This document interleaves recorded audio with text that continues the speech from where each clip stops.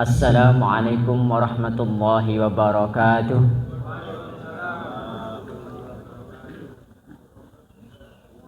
Ini kayaknya yang jawab salam belum kompak, masih banyak yang baru datang.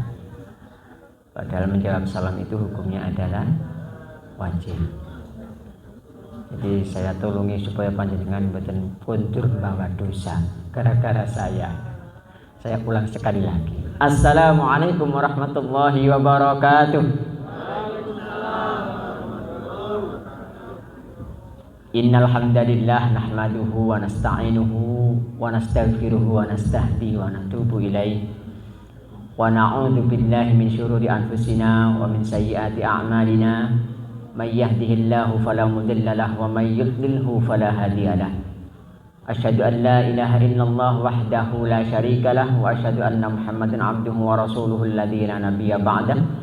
Allahumma shalli wa sallim wa barik ala Muhammad wa ala alihi wa ashabihi ajma'in, amma ba'du.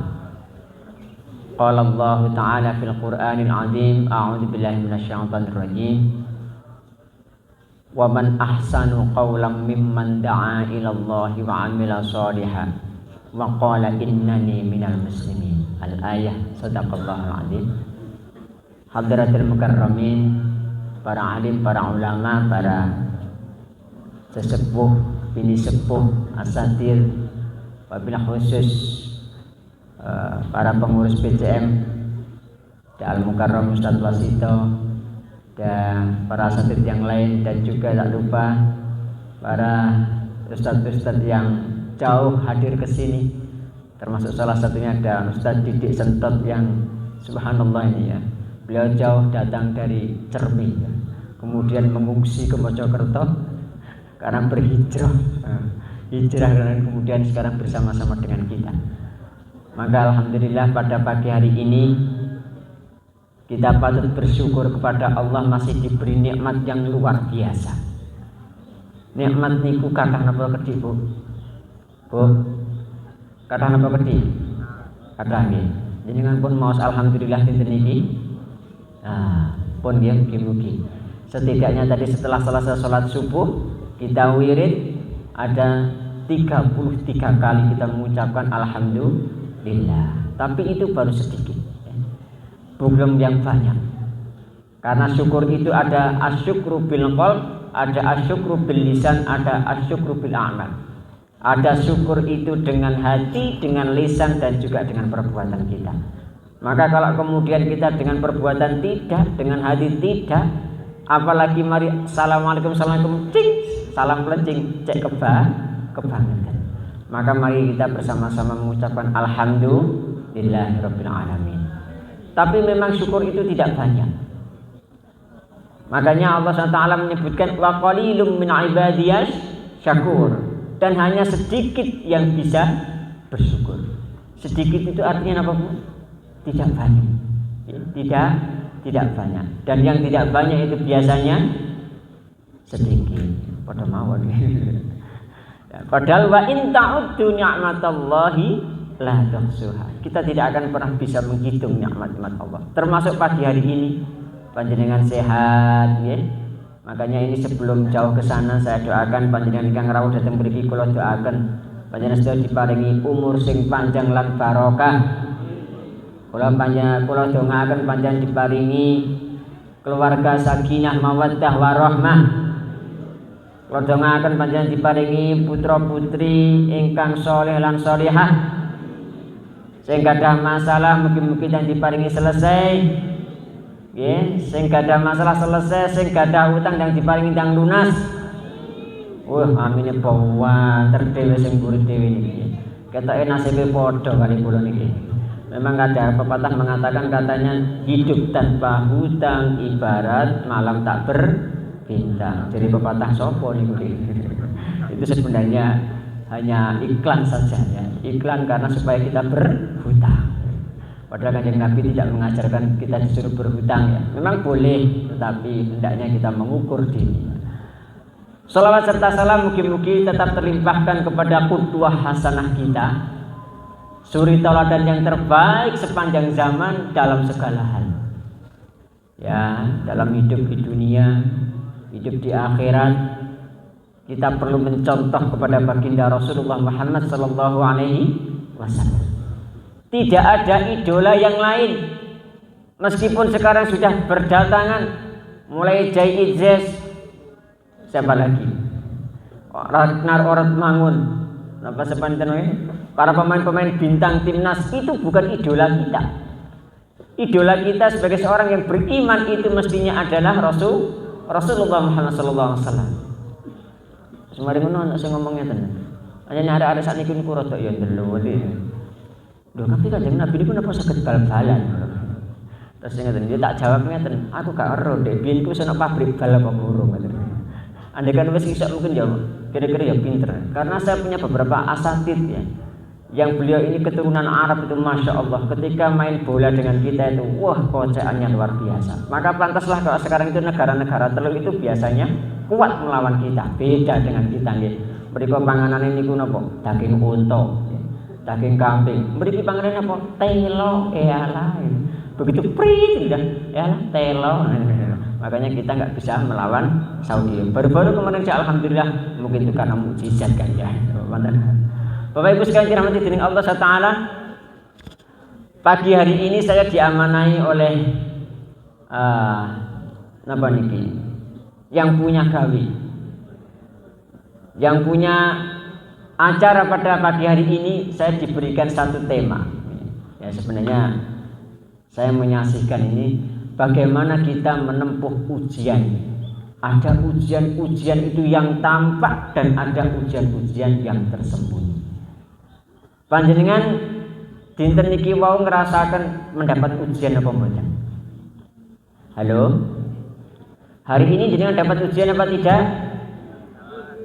Masa? Ujian itu bukan hanya waktu kita sekolah loh ya. Dapat soal ujian tengah semester, ujian akhir semester. Tidak hanya itu. Tapi banyak macamnya. Tapi bukan banyak jumlahnya. Napa nek Mas Tani panjenengan ujian itu? Biasanya apa? Hidup susah, ujian apa mboten? Ujian, bener ta? Panjenengan keluwen niku ujian apa mboten? Ujian. Nggih, ujian. Nggih. Nek keluwen niku ujian, mangke tugas panitia sing menyiapkan konsumsi. Napa melih yang biasanya ujian itu? Tidak punya kendaraan, kemarin barusan saja ada video YouTube diupload di Jawa Barat, anak SMP yang kemudian protes kepada Mang Dedi. Wah ternyata itu berangkat sekolah 2 kilo jalan kaki. Ujian apa bener biasanya anak-anak sekarang? Ujian. Aku kok gak dikasih sepeda motor karo wong tuaku sing ngono, kanca-kancaku enak aku kok gak iso. Itu digambarkan sebagai suatu ujian. Bapak Ibu sekalian dirahmati dening Allah Taala. Betulkah itu ujian? Halo. Temenan tadi. Pun coba kita buka bersama-sama di dalam Al-Qur'an. Allah SWT berfirman ya. Di dalam surat Al-Baqarah itu, di dalam surat Al-Baqarah ayat yang ke-156 ya. Ayat 155. A'udzubillahi minasyaitonir rajim. وَلَنَبْلُوَنَّكُمْ بِشَيْءٍ مِّنَ الْخَوْفِ وَالْجُوعِ وَنَقْصٍ مِّنَ الْأَمْوَالِ وَالْأَنفُسِ وَالثَّمَرَاتِ وَبَشِّرِ الصَّابِرِينَ وَلَنَبْلُوَنَّكُمْ بِشَيْءٍ. Dan niscaya kata Allah Ta'ala, pasti akan aku berikan kepada kalian berupa ujian. Tapi apa? Minal khaufi, sedikit dari rasa takut, wal ju'i dan lapar, wa naqsim minal amwali dan kekurangan harta, wal anfusi dan kemudian selesailah atau hilangnya jiwa-jiwa itu, was samarat dan perkebunan yang tidak menghasilkan. Wa basyir sabiri, berilah kabar gembira kepada orang-orang yang sabar. Saya mau tanya, niki wau setelah jenengan mirengaken ayat ini, kesimpulannya apa? Ujian itu banyak apa sedikit? Halo? Ujian itu kata apa Siti? Kata? Padahal ayat itu walanabluwannakum minal khaufi wal ju'i wa naqsin minal amwali. Walanabluwannakum bisyai'im minal khaufi wal ju'i. Sedikit dari rasa takut, sedikit, tidak banyak. Tapi kenapa? Kayak luwih titik bengong. Jam piro sih? Ya Allah, jam 3. Kapan bukane? Pas Ramadan enten tasih ngoten.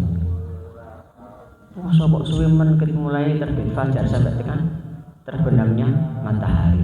Isih mending daripada mulai dari terbitnya fajar sampai terbenamnya fajar lagi ya. Bukan hanya terbenamnya matahari, tapi terbenamnya hilangnya warna merah. Tambah lebih lama lagi. Tapi di antara kita ada yang sudah ngersulos suwe temen poso iki. Ada yang kemudian kita diberi rasa takut. Ya, kemarin beberapa ASN kan dijanjikan nanti ada gaji yang ke-13 insya Allah akan cair. Begitu gak cair-cair rasa-rasa. Ya apa ini pemerintah podo sing PHP. Jarine ndang mudhun tiba gak mudhun. Sing paling tenang itu sinten? Ternyata para pensiunan, para usahawan tenang-tenang saja karena nggak mengharapkan gaji yang ke-13. Kenapa? Mungkin karena yakin gaji ke-13-nya itu langsung dari Allah Subhanahu wa taala. Bapak Ibu sekalian, rasa takut itu ternyata juga bagian dari ujian, tapi kecil. Makanya kalau sekarang itu kita melihat ada ujian saudara-saudara kita yang ada di Palestina, yang di sana bagaimana sudah dijajah sekian puluh tahun oleh Israel. Bagi kita mungkin ujian yang sangat besar. Kita punya pengalaman mungkin sepuh-sepuh ini.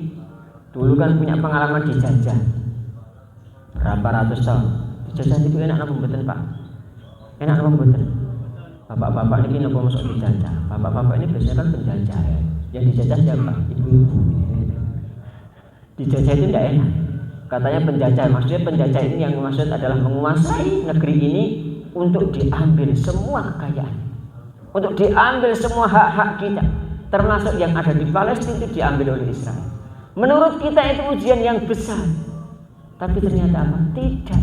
Buktinya apa? Kenapa saudara-saudara kita di Palestina ketika ditawari, wahai saudaraku, negeri sampean itu wis dijajah, ayo melok dek nggon kowe metu kok malah sampean. Tidak. Saya akan istiqomah di sini. Katanya adalah ish azizan au mut syahidan. Hidup mulia atau mati syahid. Lek ngoten berarti ujian ketakutan itu banyak atau sedikit? Sedikit atau banyak? Sedikit. Itulah orang yang beriman. Wal khaufi wal ju'i wa naqsin minal amwali, kekurangan harta. Kalau sekarang kita kemudian mendapatkan data katanya Indonesia itu 60% di bawah garis kemiskinan. Alasannya apa? Ternyata satu hari itu biaya konsumsinya maksimal 100.000. Dadosnya sing dados ukuran itu kalau satu harinya kita konsumsi itu 100.000 ke bawah, itu katanya hidup di bawah garis kemiskinan. Jari kula, itu jari sopo. Kalau jari kula mboten ngoten. Apa sih kita hidup itu? Oh, kita makan sambil makan. Ya, kalau orang Jawa Barat tambah enak nih. Nasi keluar dari magicom, kemudian dikeluarkan, kasih sambal, kemudian disuruh ke pekarangan, pun temeriku enten dong luntas, enten apa meneh, enten lombok, ya sekarang golek tempe sithik enten pun dadi. Masuk bondo 100.000, mboten entek. Itu paling habis hanya sekitar 5.000, 6.000 sudah habis. Kalau buat satu hari 2 kali atau 3 kali hanya 18.000. Itu kalau satu orang. Kalau satu keluarga cukup insya Allah 30.000 cukup. Maka bagaimanapun juga kalau kita kemudian diberikan bayang-bayang ketakutan, waduh kayak aku termasuk orang yang miskin, itu sebenarnya hanya sedikit. Justru kebalikannya, kemarin ada satu penelitian dari para ahli di Harvard University. Harvard University menyebutkan bahwasanya negara di dunia yang perkembangannya paling pesat itu adalah Indonesia. Indonesia. Yang kedua Budi Israel. Yang ketiga mana? Yang ketiga adalah Filipina dan yang keempat adalah Meksiko. Ini yang merilis adalah para researcher peneliti dari Harvard University. Dengan bersahabat, biasa membaca. Halo, Harvard University. Ini dari mungkin dipatasi mawon iki. Kula dengaken panjenengan diberi mugi-mugi. Amin. Nah, Bapak Ibu sekalian dirahmati dening Allah Taala. Semua itu ujian-ujian yang diberikan Allah kepada kita itu ternyata tidak banyak. Tetapi sing banyak napa nih? Sing banyak niku ngeluhi. Sakit sithik ya Allah. Kula niki untune kok lara. Biasanya kula niki nggih saged menikmati makan sate, ternyata karena sakit kemudian tidak bisa makan sate. Tapi kemudian yang banyak terjadi di antara kita ketika mendapatkan ujian yang sedikit itu justru ngeluhnya yang banyak. Kalau kita tidak pas, kadang-kala malah nyalah ke pengira.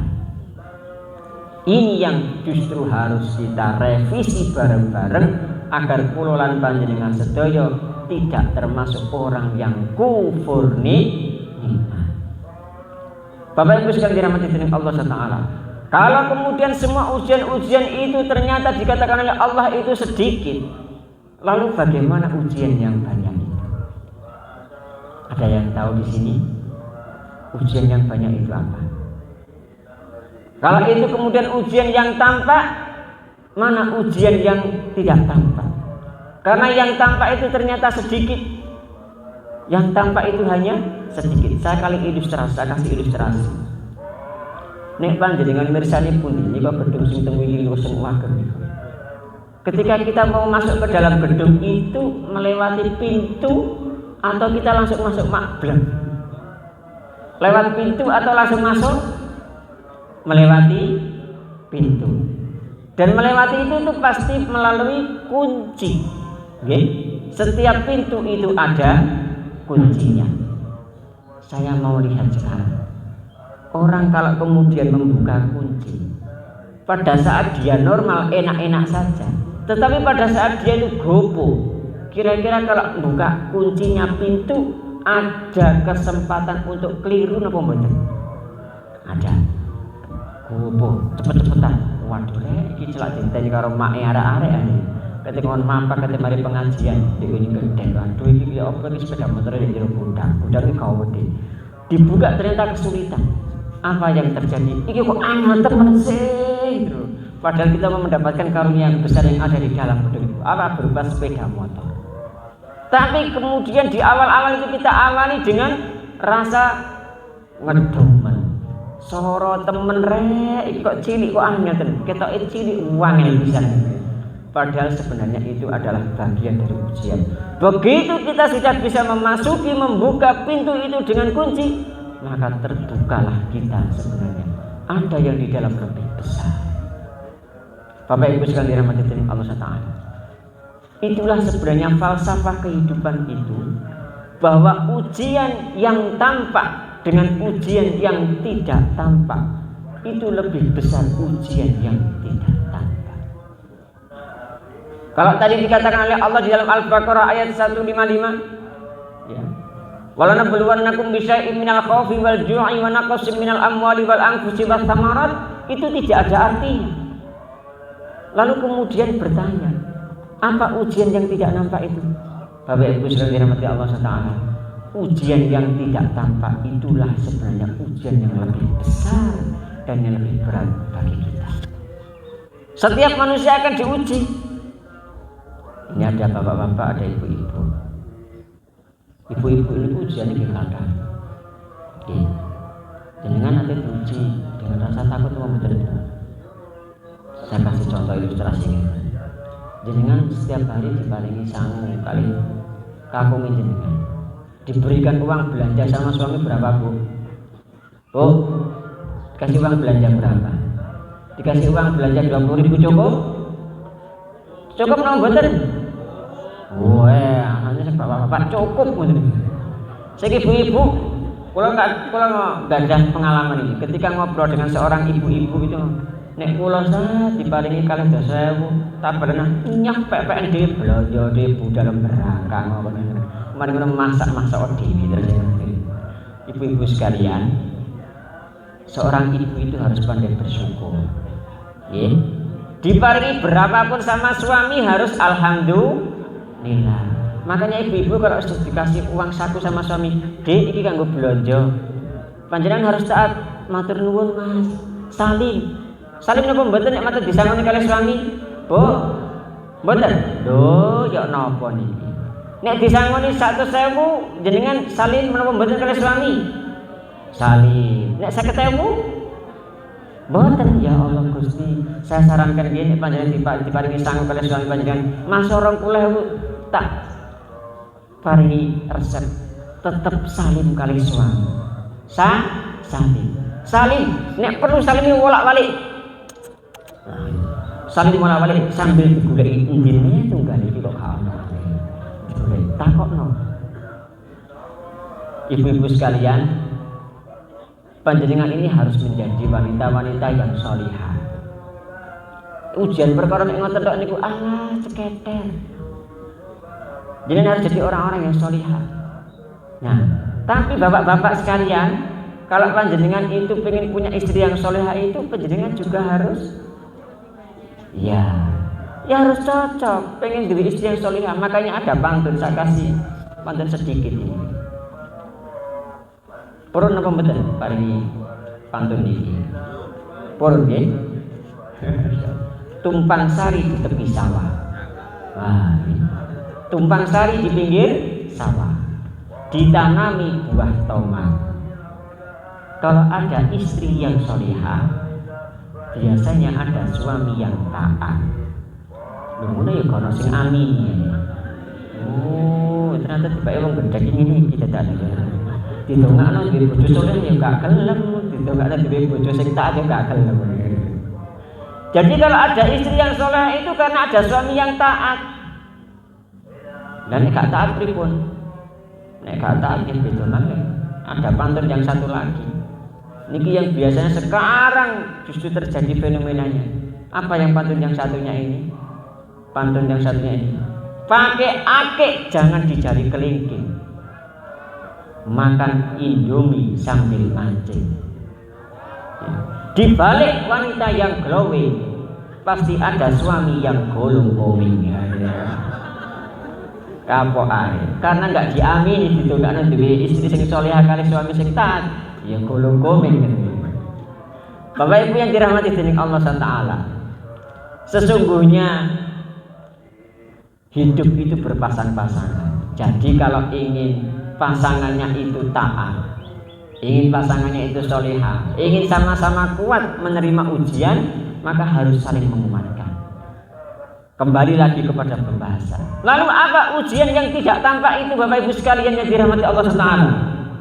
Ujian yang tidak tampak itu ujian yang justru ini menjadi penentu kangge kula lan panjenengan sedaya lolos atau tidak hidup di dunia. Ya. Lolos atau tidak hidup di dunia, dan kemudian bukan hanya di dunia ansih, tapi berlanjut sampai ke surganya Allah Subhanahu wa taala. Apa itu ternyata ujian yang tidak tampak? Coba mari kita lihat bersama-sama. Allah Subhanahu wa taala berfirman di dalam surat A'udzubillahi minasyaitonirrajim, di dalam surat Al-Baqarah juga masih ayat 165. Yaitu ujian yang pertama adalah ketika kula lan panjenengan sedaya diberikan rasa takut, lapar, kekurangan harta, adanya kehilangan jiwa, kemudian diuji oleh Allah. Sakjane wong iki ngono, sik seneng karo aku apa ora? Kebanyakan di antara kita setelah mendapatkan itu kan terus kemudian kita putus asa. Padahal ada kata Allah, wala tayasu mir rauhillah, janganlah kamu berputus asa dari rahmat Allah SWT. Berapa banyak sekarang berita-berita yang miring, berita-berita yang miris, justru di antara kita dilihat KTP-nya Islam, KTP-nya Islam. Tapi ternyata apa? Banyak orang-orang yang sedikit diberikan kekurangan harta, ternyata endingnya apa? Bunuh diri. Harakiri, bunuh diri. Loh, kok bunuh diri? Berarti dia ini sudah putus asa dari rahmat Allah SWT. Artinya apa? Tiang sing pun putus rahmat dening Allah kepada Allah SWT itu berarti dia tidak memiliki rasa cinta kepada beliau. Karena rasa cinta kepada Allah itu akan menghadirkan kepada kita apa itu yang dimaksud dengan rahmatnya, hidayahnya, pertolongannya, itu akan hadir semuanya kepada kita. Bapak Ibu mungkin pada waktu awal-awal nikah, saya mau tanya, langsung cinta apa mboten? Halo? Langsung cinta apa mboten? Ya, biasanya itu ada teman-teman yang menikah, termasuk saya ini menikahnya dulu karena ta'aruf. Saya tidak kenal sama istri saya. Ya, kenalnya cuma 1 bulan, dikenalkan kali ustadz saya, kiai saya, cuma 2 kali bertemu. Pada saat ta'aruf, pada saat yang kedua adalah lamaran. Pun ikut dok, meten-meten nikah. Ada yang di sini seperti itu, Bapak Ibu? Ada yang punya pengalaman? Ada. Oh, itu yang ada angkat-angkat di belakang itu. Ini sekedar info saja. Saya hari-hari ini juga sedang memproses. Ada teman-teman saya dari jamaah kita, dari Soko, ada yang dari Malang, sudah pada duda minta kepada saya, Ustaz, ada tak calon? Tak tawarkin gue di gede di PNN sing kerso ada ini betul-betul minta kepada saya. Tidak apa-apa. Saya doakan mudah-mudahan yang pengen betul-betul mendapatkan pasangan, saya doakan mendapatkan pasangan yang baik, pasangan yang solid dan solihah. Amin ya rabbal alamin. Bapak Ibu yang dirahmati Allah SWT. Kemudian ternyata ketika Allah itu memberikan rasa cinta kepada kita, cinta kepada Allah, sama saja dengan kita cinta kepada pasangan. Bapak Ibu, kalau kita setelah menikah kemudian tidak punya rasa cinta, maka hidup itu seperti hamba. Betul apa betul?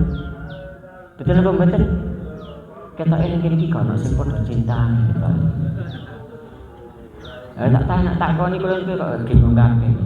Menurut saya itu ya hamba. Makanya tidak salah kalau Bang Haji Roma Irama itu punya lagu apa? Hidup tanpa cinta bagai taman tak berbunga. Pun gak usah diteruskan. Nanti jogetan kabeh kula jadi tanggung jawab. Hidup tanpa cinta bagaikan taman tak berbunga. Begitu juga ketika kita tidak mencintai Allah Subhanahu wa taala, meskipun kita sudah bertubi-tubi dikasih ujian yang kecil sama Allah, maka hidup kita serasa tak berbunga. Tak berbunga. Padahal hidup dengan cinta itu penting. Karena kita cinta dengan pasangan, itulah akhirnya pasangan juga memberikan sesuatu kepada kita. Yo mas, aku ya cinta. Yo dek, aku ya cinta. Ada yang sampai sekarang ini kan sudah selesai bulan Syawal ini, yang masih sekarang sih muring-muringan kali pasangan ada di sini. Ada Bapak Ibu? Wonten ah. Wonten. Mboten teko tiyang. Masya Allah nggih. Selamat gak teko teng mriki kula pengen push up nggih. Barangkali ada di antara Bapak Ibu yang di sini hadir berpasangan kemudian masih punya rasa benci, tidak cinta, segera minta maaf. Segera minta maaf. Jangan sampai kita tidak punya rasa cinta kemudian kita benci kepada pasangan. Oh, hati-hati nih. Mungkin yang benci gak dikei mungkin. Oh, saya lanjutkan. Ketika kita cinta kepada Allah Subhanahu wa taala, itulah menjadi ujian sebenarnya yang tersembunyi. Ujian yang terbesar adalah apakah kita masih tetap cinta pada Allah atau tidak. Padahal Allah SWT berfirman di dalam surat Al-Baqarah ayat 165 yang bunyinya adalah a'udzubillahi minasyaitonirrajim wa minan nasi may yattakhidhu min dunillah ya. Wa minan nasi may yattakhidhu min dunillahi andadan yuhibbunahum ka hubbillah.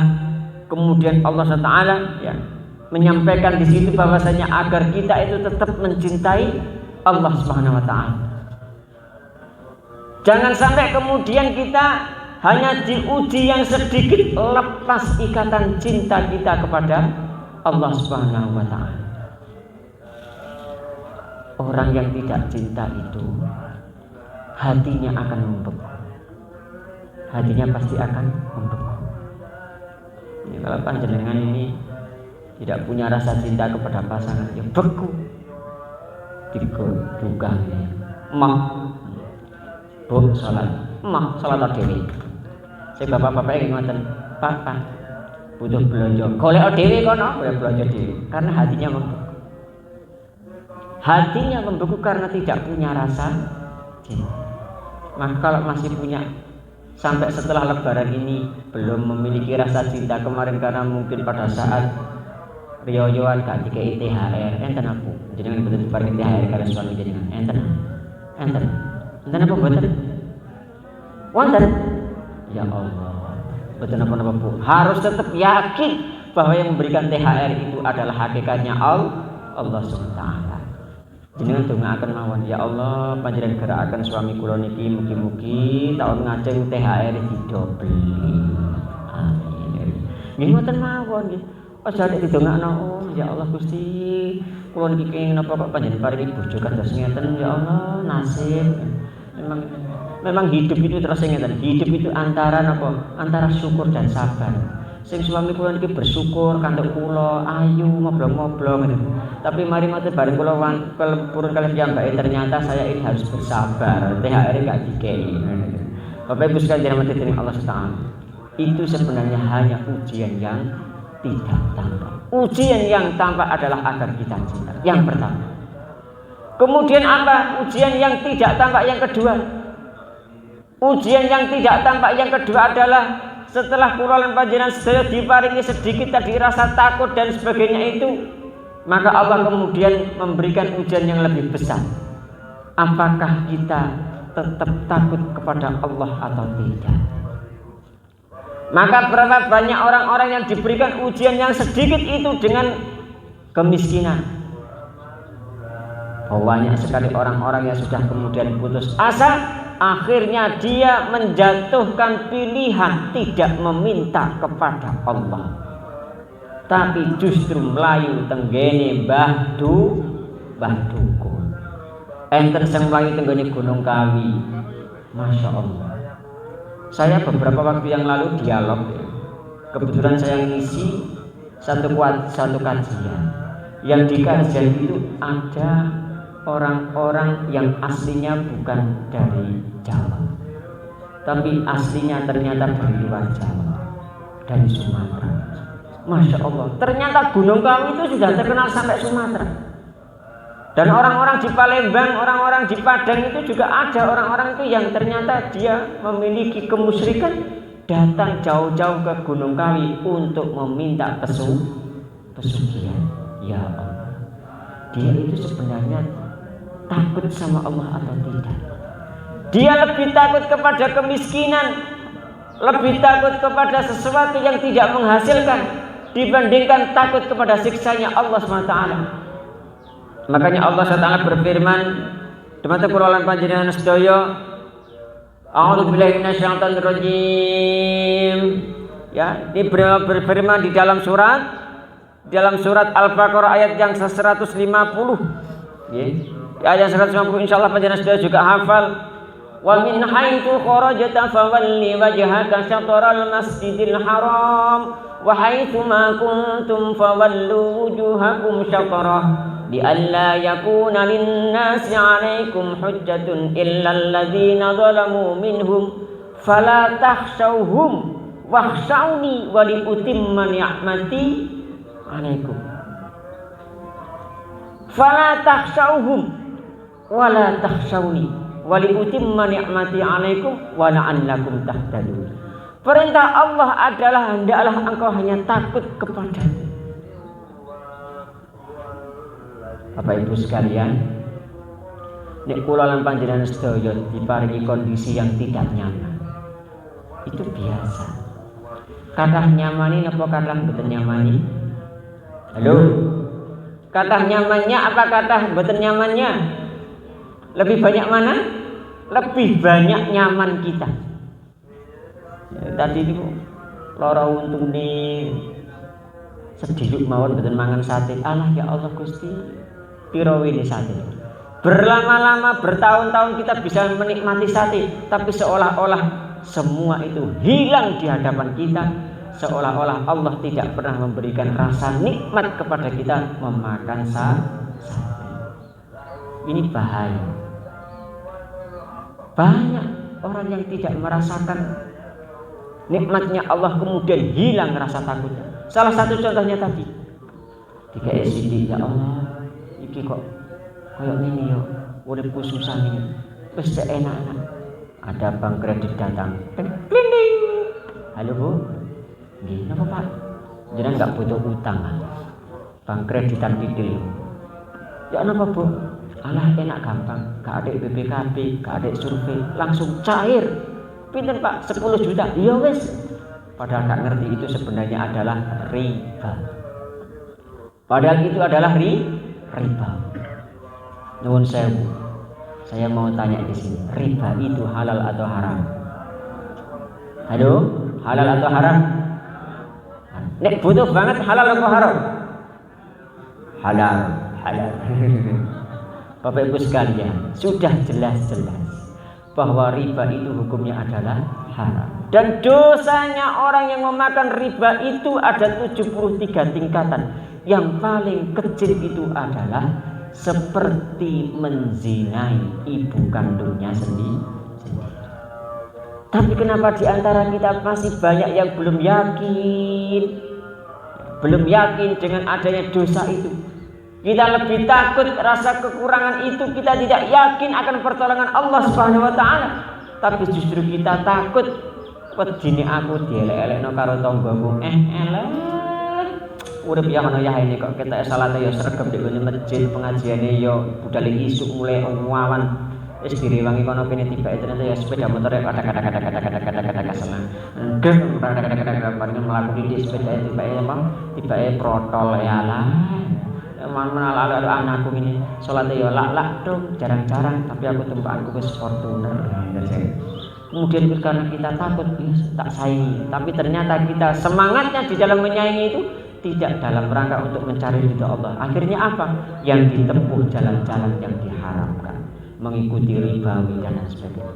Bapak Ibu sekalian dirahmati Allah, itu termasuk ujian yang tersembunyi, ujian yang tidak tampak bagi kita. Ternyata kita diuji oleh Allah. Apakah kamu punya takut dengan saya atau kamu takut dengan sesama? Itu ujian yang tidak tampak yang kedua. Lalu apa ujian yang tidak tampak yang ketiga? Ujian yang tidak tampak yang ketiga itu adalah apakah kita masih tetap taat pada Allah atau tidak?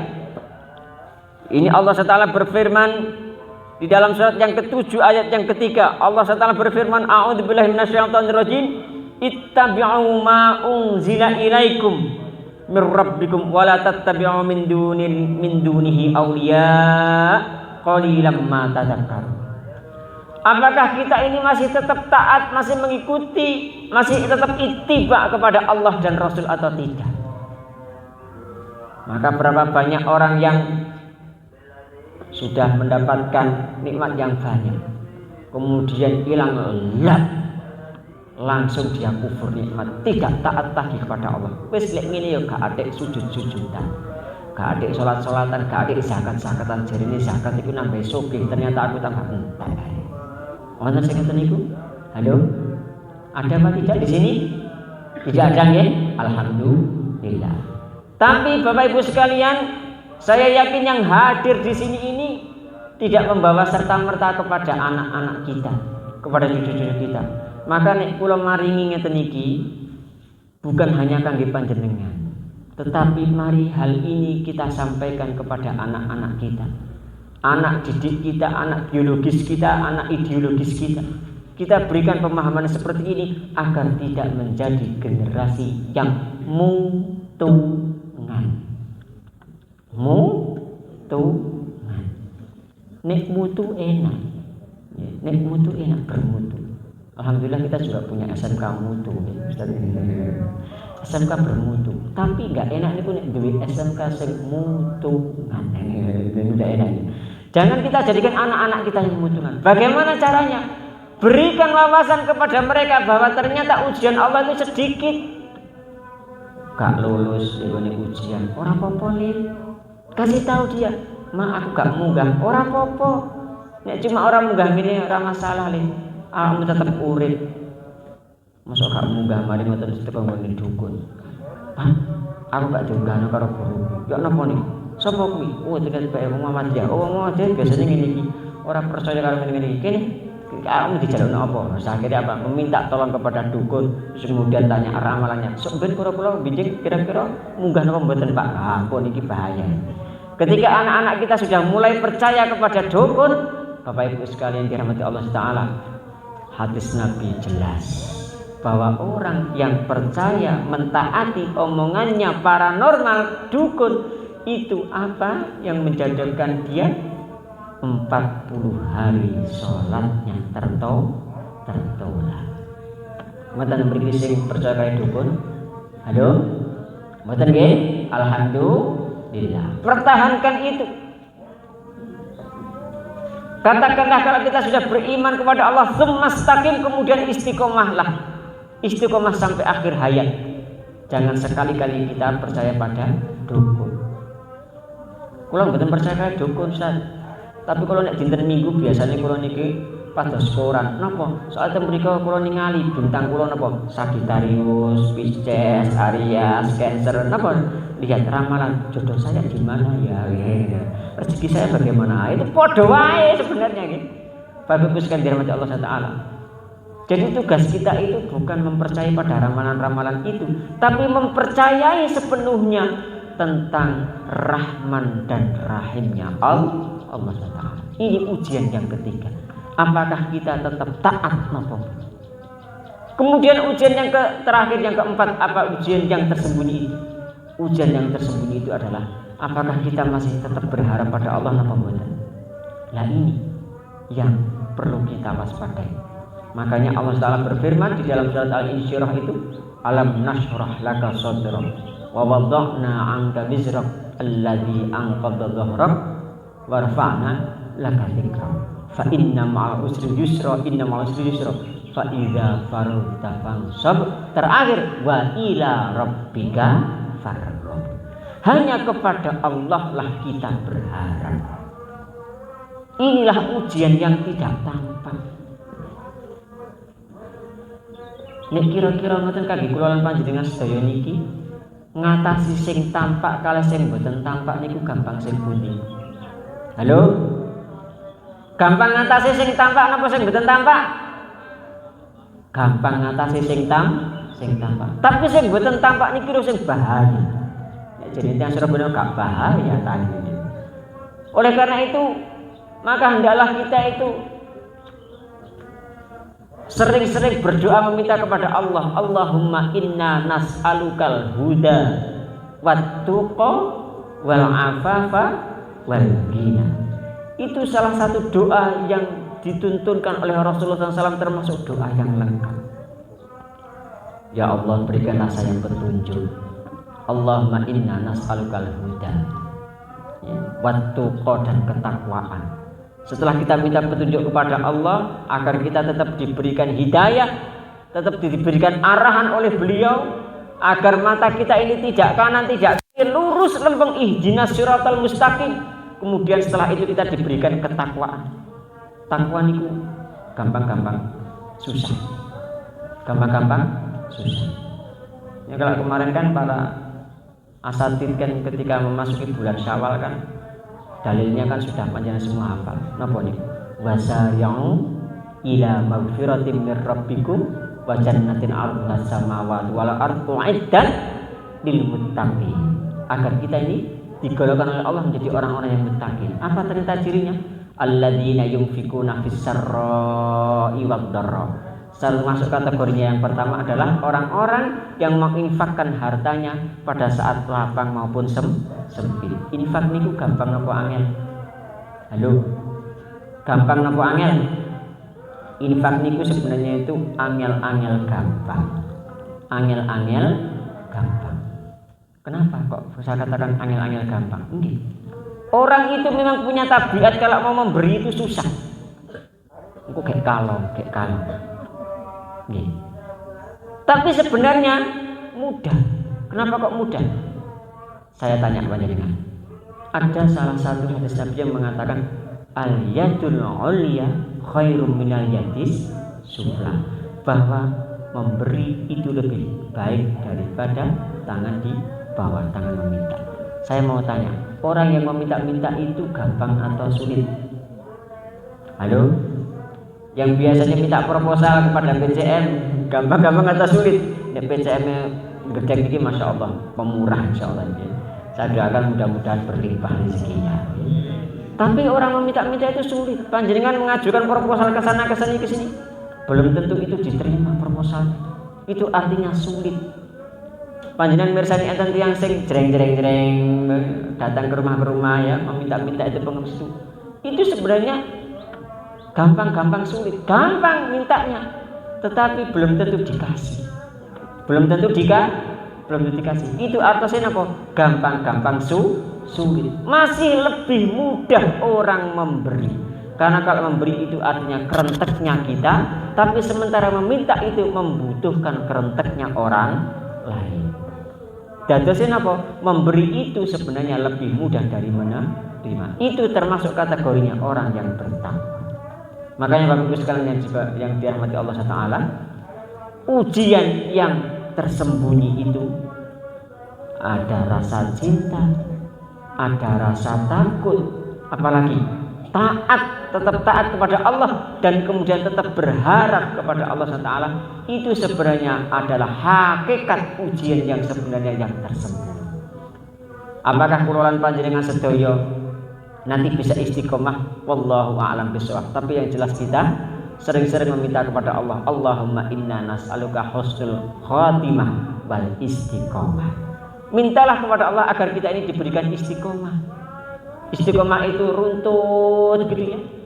Sampai kemudian ketika kita dipanggil oleh Allah, wala tamutunna illa wa antum muslimun. Itu sesungguhnya membutuhkan istiqomahan kan di kulolan panjenengan sedaya. Bapak Ibu yang dirahmati oleh Allah Subhanahu wa taala, marilah kita bersama-sama menjaga diri kita agar diberikan kelampangan hati. Jadi memang ada satu trik khusus agar kulolan panjenengan sedaya sukses di dalam menghalau ujian-ujian yang tidak tampak. Ujian-ujian yang lebih besar sesungguhnya memerlukan kelapangan hati kita. Salamatus sadr, berlapang dada terhadap apa yang telah diberikan Allah kepada kita. Agar apa? Agar kita ini tidak mudah yang namanya cupetan. Kenapa? Cupetan. Karena orang yang cupet itu mudah sekali dia ini terjatuh kepada salah satu sikap yang namanya kufur ni'mah. Padahal Allah SWT melarang, karena di dalam surat Ibrahim ayat 7, wa in ta'adzana rabbukum la in syakartum la azidannakum wa la in kafartum inna adzabi lasyadid. Maka jangan berputus asa. Bapak Ibu sekalian dirahmati Allah Taala, maka kulolan panjenengan sedaya di samping jangan cupetan, maka hendaklah kita juga punya satu prinsip bahwa di dalam hidup itu sebenarnya tidak tergantung pada apa yang sedang kita alami. Ini adalah salah seorang filosof ya, namanya John Sellers. Dia ini mengatakan begini, hidup yang baik bukanlah hidup yang tidak punya masalah ya. Hidup yang baik itu bukannya hidup yang tidak punya masalah, tetapi hidup yang baik itu adalah hidup yang punya prinsip yang kuat. Prinsip kita adalah berprinsip tetap kepada tauhidullah, berprinsip bahwa Allah itu adalah merupakan zat yang satu yang menjadi gantungan kita, rasa cinta, rasa takut, kemudian kita taat dan kemudian kita berharap hanya kepada Allah Subhanahu wa taala. Prinsip itu yang harus kita pegang, maka insya Allah kondisi apapun yang kita alami enak tidak enak, lapang maupun sempit, suka maupun susah, kalau kita punya prinsip hidup yang kuat, insya Allah kita termasuk memiliki kualitas hidup yang baik, dan mudah-mudahan kebaikan itu bersambung bukan hanya di dunia tapi juga sampai di akhirat, sebagaimana doa-doa kita, Rabbana atina fid dunya hasanah wa fil akhirati hasanah wa qina adzabannar. Bapak Ibu sekalian dirahmati Allah SWT, alhamdulillah sudah jam 7 lebih 1 menit. Mungkin kalau kedangan diprotes kali panjenengan, Ustaz, kalau dari sarapan ke griya terus ini ada yang jauh sekali. Perkara masalah niku bukan urusan saya, karena yang mengundang panjenengan sanes kula. Bapak Ibu yang dirahmati Allah, ampun barangkali saya ada kesalahan. Niki sawale pun telas. Tapi di kemarin sawalan itu biasanya kan kita ada budaya apa? Ada kupatan nih. Ada kupat. Kupat niki pun apa artinya? Ngaku lepat. Karena niki mangan kupat dudu santen menawi wonten lepat kula nyuwun ngapunten. Nah, terus mangan kupat niku aja duduhe duduk sayur bening, sayur asem itu mboten cocok nggih. Napa nek dahar kupat niku duduhe santen nggih. Menawi wonten lepat kula nyuwun ngapunten. Perlu doa apa tidak Ustaz? Ya, okay. Baik Bapak Ibu sekalian, mari kita akhiri bersama-sama dengan doa memanjatkan kepada Allah Subhanahu wa taala. Kita tundukkan hati kita bahwa kita ini adalah hamba-hamba Allah yang zalim, hamba-hamba yang masih belum bisa taat kepada Beliau, yang belum bisa banyak bersyukur, padahal Allah itu tidak pernah zalim kepada kita. Setiap saat, setiap waktu, bahkan setiap detik tidak pernah Allah lalai nikmatnya kepada kita. Tidak pernah kita diberhentikan nafasnya oleh Beliau. Senantiasa kita diberikan nikmat yang sangat besar. Tetapi kula lan panjenengan sedaya ini kadangkala tidak menyadari bahwa itu nikmat. Maka marilah kita memohon ampun kepada Allah agar kita ini menjadi orang-orang yang senantiasa mendapatkan petunjuk. Allahumma shalli ala Muhammad wa ala ali Muhammad kama shallaita ala Ibrahim wa ala ali Ibrahim wa barik ala Muhammad wa ala ali Muhammad kama barakta ala Ibrahim wa ala ali Ibrahim fil alamin innaka Hamidum Majid. Allahumma ighfir lil mu'minina wal mu'minat wal muslimina wal muslimat al ahya'i minhum wal amwat. Rabbana ighfir lana wa li walidina warhamhum kama rabbawna shighara. Rabbana ighfir lana wa li ikhwanina alladhina sabaquna bil iman wa la taj'al fi qulubina ghillan lil ladzina amanu Rabbana innaka ra'ufur rahim. Allahumma inna nas'aluka al-huda wat tuqa wal 'afafa wal ghina. Allahumma inna nas'aluka husnul khatimah wal istiqamah. Allahumma arzuqna taubatan nasuha qabla al-maut. Ya muqallibal qulub tsabbit qulubana 'ala dinik. Wa ya musarrifal qulub sarrif qulubana 'ala ta'atik. Ya Allah ya Rabb, pagi ini kami berkumpul di sini dalam rangka untuk mendekatkan diri kepada-Mu ya Allah. Kami datang dari jauh, mengorbankan segala yang kami miliki, tenaga, uang, dan waktu kami. Maka jadikanlah kedatangan kami ini Allah, catatlah sebagai amal soleh, dan berikanlah kami ilmu yang bermanfaat. Sebagaimana Rasulullah SAW bersabda, Allahumma inna nas'aluka ilman nafi'an wa rizqan thayyiban wa amalan mutaqabbalan. Jadikanlah semua pengorbanan kami ini sebagai investasi akhirat kami ya Allah, dan berikanlah ganti yang lebih baik sebagaimana janji-Mu kepada orang-orang yang beriman ya Allah ya Rabb. Rabbana zalamna anfusana wa illam taghfir lana wa tarhamna lanakunanna minal khasirin. Ya Allah, kami ini zalim ya Allah. Kalau seandainya Panjenengan tidak mengampuni dan tidak merahmati kami, tidak menyayangi kami, maka pasti kami termasuk orang-orang yang merugi, akan menjadi orang-orang yang tersesat. Rabbana la tuzigh qulubana ba'da idh hadaitana wa hab lana min ladunka rahmah innaka antal wahhab. Maka ya Allah, kalau sudah Engkau berikan petunjuk, jangan Engkau sesatkan kami ya Allah.